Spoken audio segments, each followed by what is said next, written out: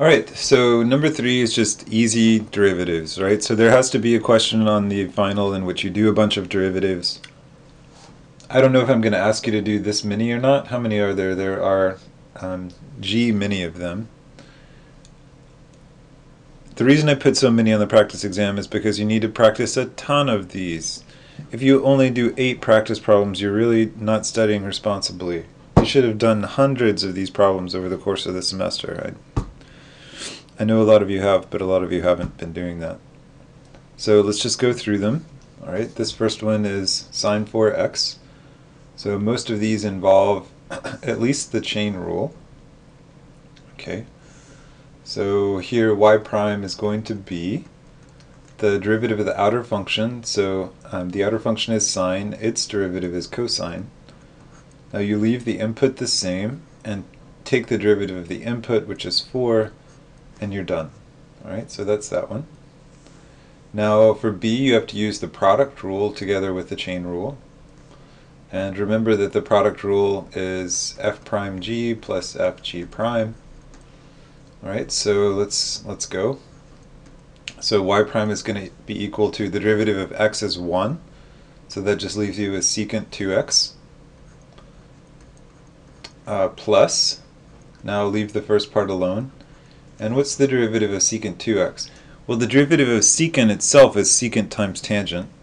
So this is going to be secant 2x times tangent 2x, leaving the input alone. And now I owe the derivative of the input, which is 2. Okay.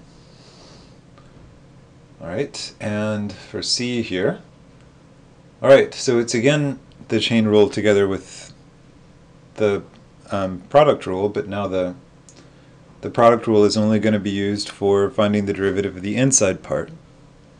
So what is y prime? So take the derivative of the outside, which is cosine, leave the input alone.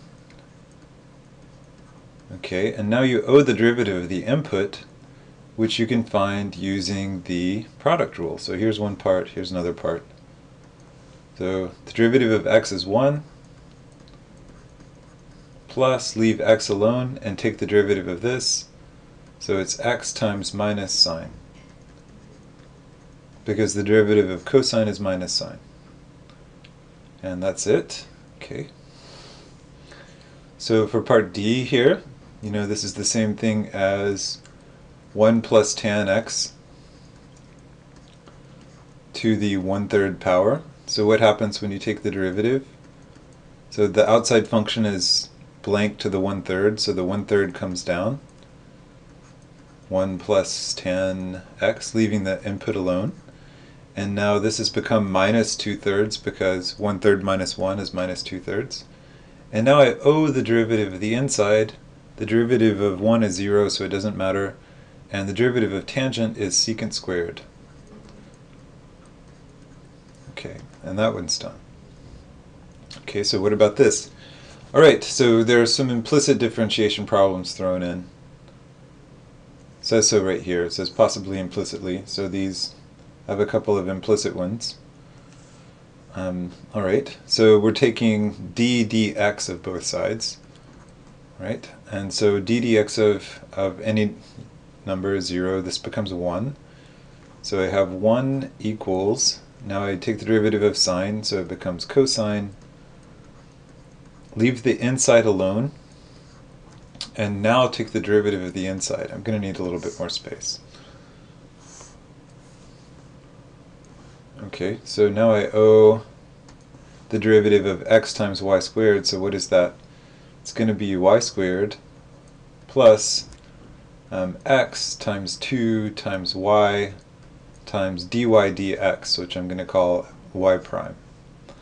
And now you're supposed to solve for y prime. So let's do that. So you get, divide both sides by this, and that puts secant on the left, because secant is just reciprocal of cosine. So you get secant xy squared equals y squared plus x times 2 times y prime. Okay, so now move y squared over to the left, and that gives you secant xy squared minus y squared is equal to, I'm going to start writing this as 2xy times y prime. And the very final thing to do is to divide both sides by this amount and leave y prime alone. So that gives you secant xy squared minus y squared divided by 2xy, and that is y prime. Okay, so this is the answer for this implicit differentiation problem. I'll let you savor that, and then I need some more space, so I'm going to move stuff down. Okay, there it goes. Now this is also implicit. Oh, well, actually, but you don't have to do it implicitly because you could solve for y here, but let's do it implicitly. So take d dx of both sides, and a here is supposed to be a constant. So that gives you 4x cubed plus 4y cubed times y prime by the chain rule is equal to 0. And now you just solve for y prime, which is very easy. So this goes over and becomes negative, so you get 4x cubed negative divided by 4y cubed, and this simplifies to minus x over y cubed, if you want to write it like that. Okay, and so this last one is kind of a tough chain rule question. I guess you might call it the iterated chain rule. So we have to use the chain rule several times. So problems like this are basically too complicated to do in your head. You have to let the notation do some of the work. So let's do that. Let's put u equals sine x, okay? And then let's rewrite this problem as y equals sine u, okay? And now this is kind of a simpler problem, so y prime is equal to cosine u times u prime, all right? And so all I have to do to finish is to figure out what u prime is. So what is u prime? So that's a kind of a chain rule question that I feel comfortable just doing in my head. So the outside function is sine, and the inside function is sine. The derivative of the outside is cosine, and I leave the inside alone.